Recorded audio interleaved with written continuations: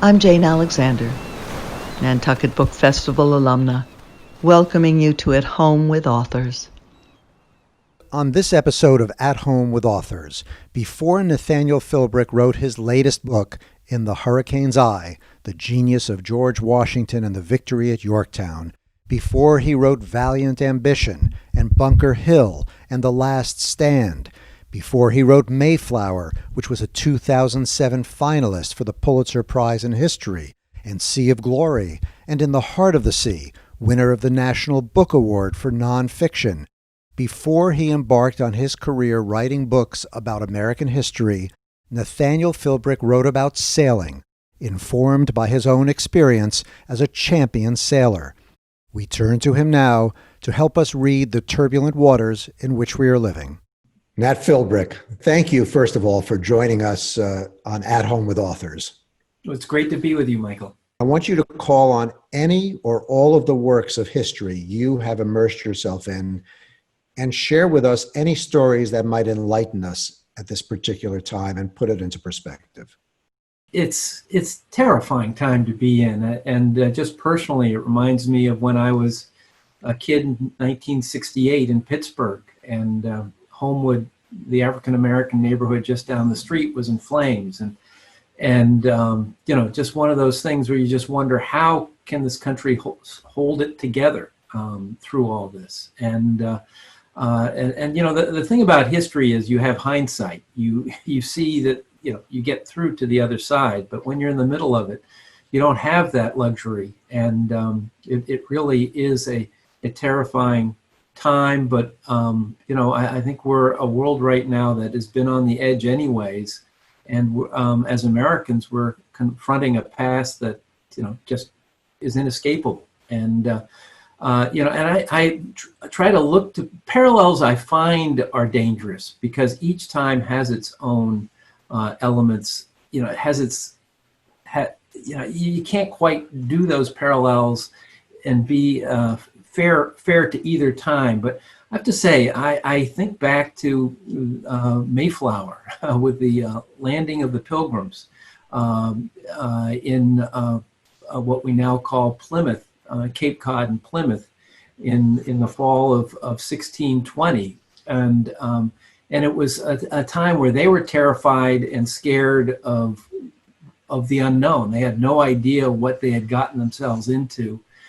They were at the end of their rope even before they arrived, and what they had gotten themselves into middle of was a society that had been through a 3-year pandemic.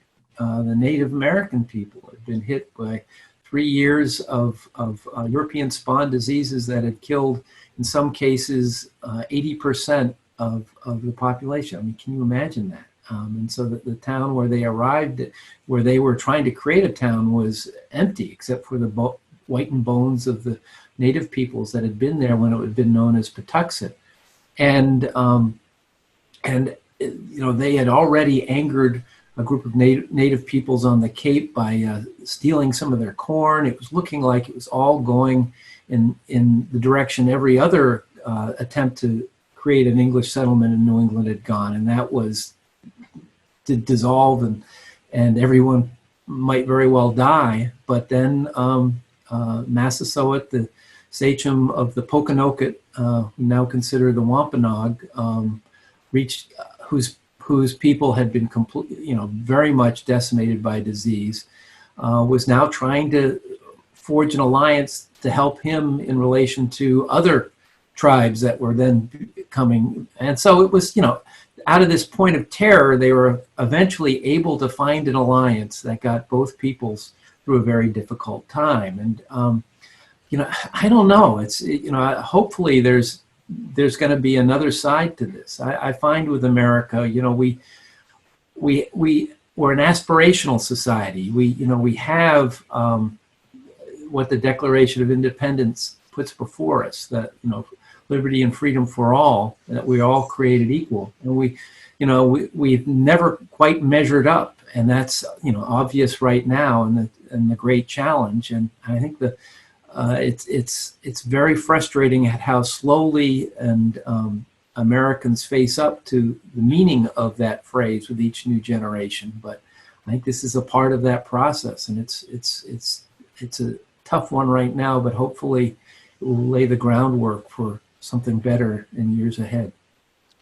Well, maybe, I mean, there are a lot of things that you said in there that potentially provide signposts, if not a whole roadmap to where we need to go. And this whole idea that you said, out of terror, an alliance was formed, a productive alliance, at least for a time. Yep. Are there any other signposts, not to overdo any analogy, but just how Americans in history may have responded positively in some way to the terror caused by uncertainty? Yeah, well, the other one is the American Revolution. I wrote a book about Washington, three books about the Revolution, and in the middle book where it just looks like all is lost, that the British are going to just take over, and those that have drawn the line in the sand to rebel will could all very well end up being hanged for being traitors. And then there is the great comeback of Washington crossing the Delaware to Trenton and changing all that. And it was a terrifying time, and yet people acted in a way. Once again, I don't know, these parallels are only vague in a way, but I think the important thing is leadership in all of this. And you can't just stand by and let the forces of chaos reign. Leadership is important, and and I think at this stage right now, that's what we're missing.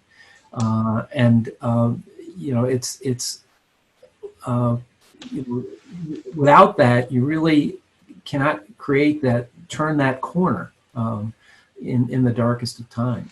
Are there examples in your works, including the American Revolution, of leadership not necessarily at the national level, and by definition during the Revolutionary War it wasn't quite the national level yet, I guess, but are there examples of leadership at a very, very local level that then had a domino effect or resonated beyond that particular local level and had a difference?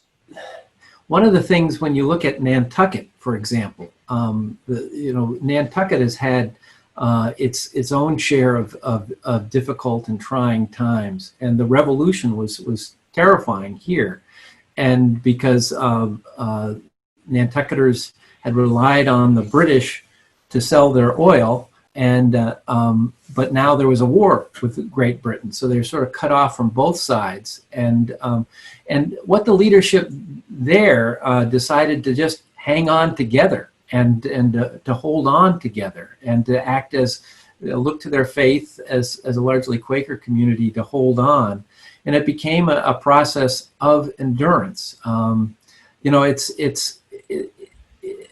I've just been reading about when Washington, the city of Washington, D.C. was burned during the War of 1812. And, the White House had been, it just seemed kind of appropriate given where we are now. The British had burned the White House, occupied and burned the White House and what is now the Capitol building. And President Madison returned to this charred husk that was, the nation's capital, and it looked really, really bad, and yet that really the War of 1812 would be resolved remarkably quickly after that.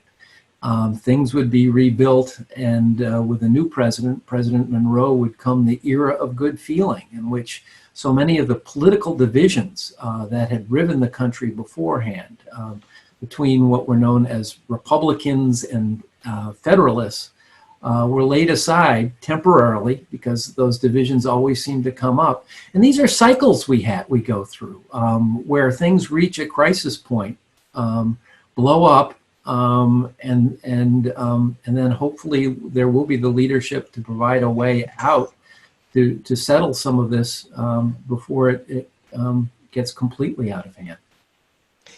And you mentioned in the, you call it, it's called the era of good feeling. Is that right? Yes. And so during that era of good feeling, was it that the divisions were put aside or buried under the rug? It was a little bit of both, and it was more a journalistic catchphrase than a reality. I mean, that is the thing. There never is, to be a living human being is to never know that time of complete security and happiness. It's part of the human condition. It's but we can always aspire to find that, and that's kind of what we're always searching for. But there are times when it just seems to get out of control, and I think the challenge of a society is to, from that point, try to begin to find something to bring it back together. And I think our society has so many pent up, whether it's from the pandemic, whether it's from the political partisan differences we've experienced. There's just so much pent up in society. It's reached a kind of breaking point, which will hopefully provide some kind of cathartic process that by which we can find a way out. You used the word hopefully. One of our missions this summer, which we typically do in person at the Nantucket Book Festival, is to find one theme that we can have a variety of authors, a variety of wise voices address. And our theme this summer, is what gives you hope?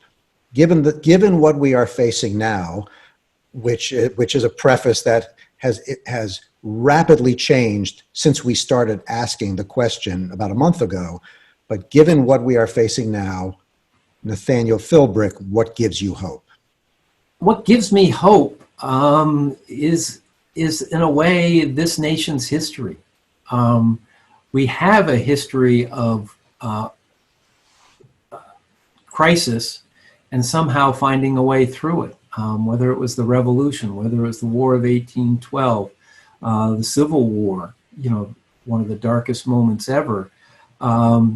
There's a reckoning that accompanies these terrifying incidents in our history that causes people to look deep into themselves and attempt to address them. And unfortunately, you never punch through to that point where you've solved it. That's, as I said earlier, that's kind of the human condition. But I think if we have, in our foundational documents, the aspiration that all people are created equal, there will always be hope as long as we keep those ideals before us. I mean, that is the responsibility of every generation. And the older I get, the more I realize it's the younger generation that is driving it forward. It's to live up to that challenge, and it's the greatest challenge, particularly a society like a multicultural society like ours has. But it's the meaning to be an American, is to try to make sure that ideal is fulfilled as best it can be in our own time on Earth. And that's the hope I have in the midst of all this. So it's so interesting. What gives you hope, and you just transmitted a little bit of it to me, I'm feeling it, is that idea of keeping the aspiration in mind and never stopping your legs from moving towards it. Absolutely. You can't, do not, get in your couch in the fetal position and just say, I don't want to listen to any of this. I mean, we've got to listen to this. But on the other side, you need to, there's what's happening politically. There's also what's happening in everyone's individual lives. And in many cases, our highest responsibility is to our loved ones and family and those kinds of things. And I think that is the great balancing act of being, so anyone is to do what you can for the greater good, while fulfilling your responsibilities to the ones who depend on you. And so let me ask you, because you are finding that reason to hope in your understanding of American history. It's taken you years and years to come to that understanding of it. And there are many people out there who specifically look at American history, and that diminishes their hope because they see how we have as a nation fallen short on so many fronts, most glaring the racial front.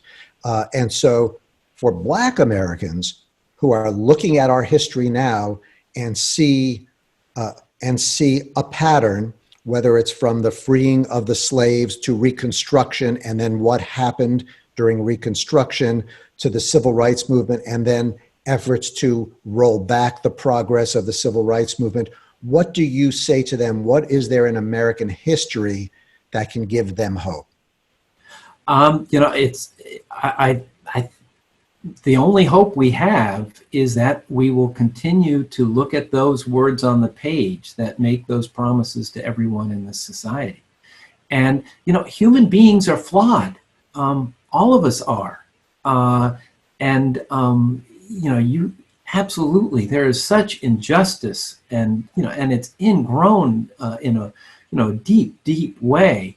Every time I think, well, finally we've moved past this, there is a step back, and that's the nature of being a human being, but particularly an American, I think, where we have these ideals, we apply those ideals to the people to ourselves and the people with whom we feel comfortable with, but don't necessarily look beyond that. And the fact of the matter is, we're being reminded that we're all Americans here. And so my only hope is really that we are a society with no one can take the Declaration of Independence away from the fact that that was a foundational document. And hey, even the guy who wrote it didn't really necessarily mean those words, Thomas Jefferson. He was a slaveholder.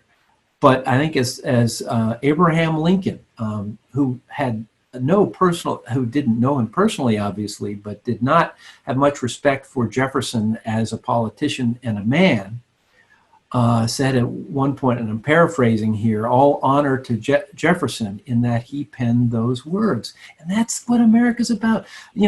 Our history is of these are flawed people, slaveholders who created these ideals. But you don't throw out the ideals because of the flawed people that began the process. And because, people will look back in the future on even the best of us and find failings. I think the big thing is just try to work together, find a common ground.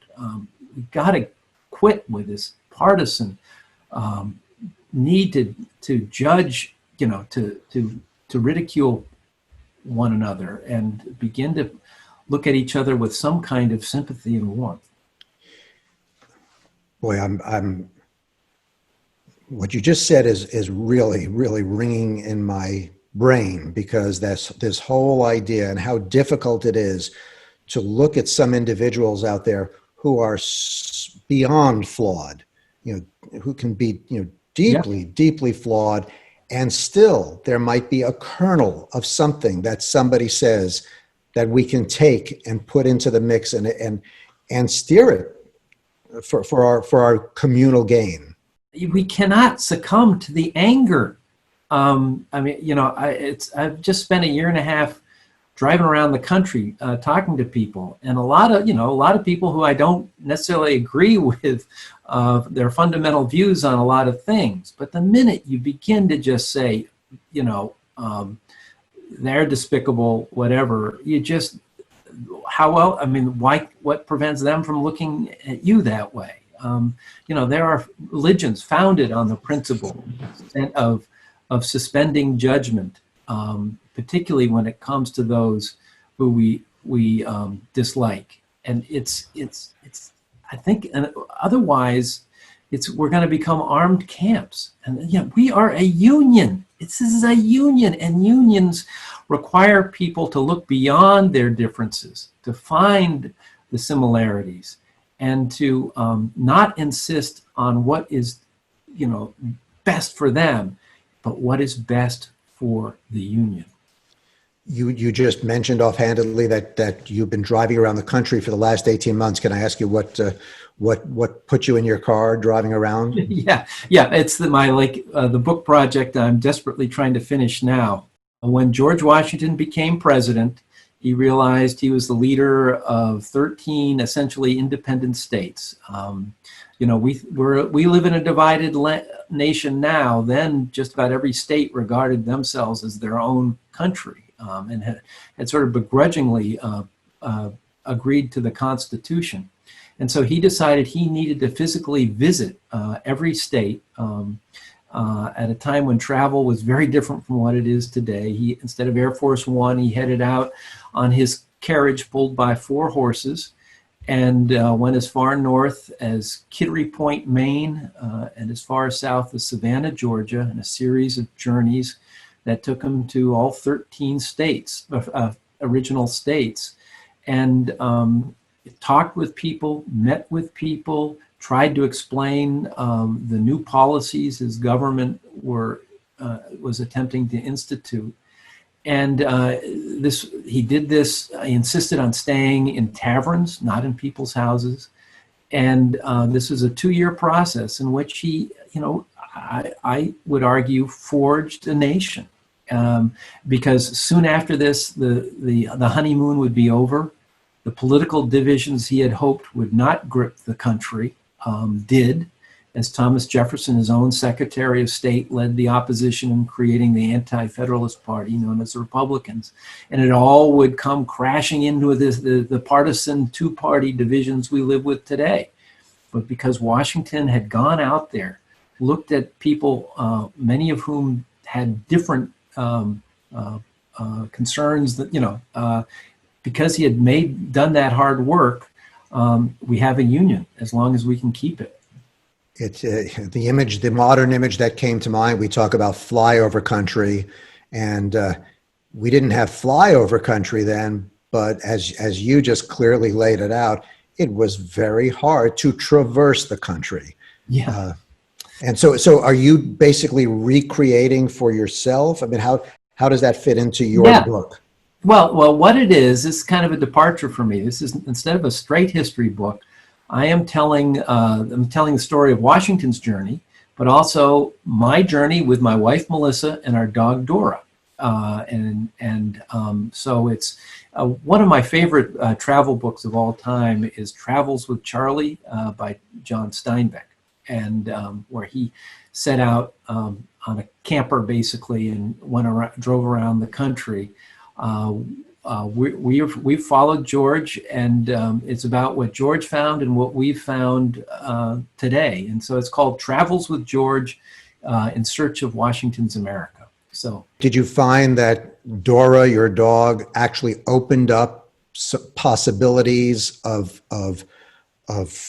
collaborative conversations that might not have existed without Dora? Yeah, sometimes it would have had the opposite effect, but it's interesting. Having a dog is, I think, one of the great things if you're a writer. For me, walking my dog is when I actually think, and I think having a dog is when actually people want to talk. It's really not a bad thing. In many cases, what I found was, I was in search of Washington, so I contacted all the librarians and historical society archivists I could in each of the small towns Washington went to, and so and they would send me accounts from their local histories that, all these wonderful details about Washington. And this is not Washington the statesman or the planter or the general. This is Washington the traveler, actually kind of enjoying himself out on the road. And so we'd come to a town, and sometimes those librarians or historical society people would get in the car with us, with Dora in the back seat, and we'd drive around their town. This is where Washington slept, all these kinds of things. And so what we found was the memory of his journey it was a journey I was unaware of growing up, or really until fairly recently. But it lives, in the small towns in the South, in the Middle Atlantic, and New England, and it's a story that for me, particularly today, it gave me such hope, to know that we once had a leader who was doing everything he could to pull people together. State divisions really bothered him. We can't be from Virginia. We can't be from New York. We have to be of the United States. And so, I find when I am able to get back into the 18th century during this journey, it gives me hope that, we can find a point where our leaders are really trying to make this country live up to what it should be. Well, Nat Philbrick, core member of the Nantucket Book Festival and Foundation community, thank you for joining us on At Home with Authors. And I have to say that, we went into this conversation this morning. I think many of us listening now on June 1st or after feel the terror of the uncertainty. And yet I think to some degree, by slowing it down and digging back, I think you've minimized the terror and given us more hope. And what I'm feeling, I'm trying to figure out why. Why is that? Aside from the historical perspective, I feel like you've given us insights about the sweep of history and the pendulum of history, American history, that might enable us to figure things out and decide, what can I do now to achieve, to help achieve, to take a step in the direction of the aspirational goals that were set out by flawed individuals and will have to be reached in one way or another by our fellow flawed individuals. So I'm hopeful. Well, yeah, man, this is a really, really tough time, and I think it's also, we have to aspire, but we also have to have a certain generosity when it comes to our fellow man, because I think that's the only pathway to making us see all of us as part of the same endeavor. Nat Philbrick, thank you so much for joining us on At Home with Authors. Thank you, Michael. This has been a very cathartic conversation for me, so thank you.